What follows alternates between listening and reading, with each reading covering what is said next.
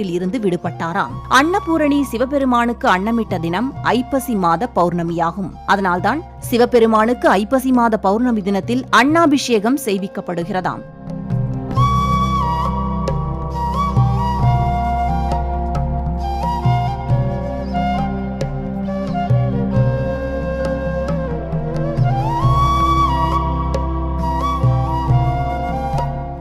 நவகிரகங்களில் ஒன்றான சந்திரனுக்கு உரிய தானியம் அரிசி என்று கூறப்படுவதால் தான் சந்திரன் முழு பொலிவு பெற்று ஒளிரும் ஐப்பசி மாதத்தில் உலக உயிர்களுக்கெல்லாம் உணவிடும் சிவபெருமானுக்கு அன்னாபிஷேகம் செய்வது சிறப்பானது என கண்டறிந்து ஐப்பசி பௌர்ணமி நாளில் அன்னாபிஷேகம் செய்யும் வழக்கத்தை ரிஷிகள் கொண்டு வந்தனராம். அபிஷேக பிரியரான சிவபெருமானுக்கு 16 வகையான பொருட்களை கொண்டு அபிஷேகம் செய்வது வழக்கம். இதில் ஒவ்வொரு பொருளும் ஒவ்வொரு விதமான பலனை தரும். இவை அனைத்தையும் விட சிறப்பானது அன்னத்தால் செய்யப்படும் அன்னாபிஷேகம். ஒருவன் எத்தகைய உணவு சாப்பிடுகிறானோ அதை பொறுத்தே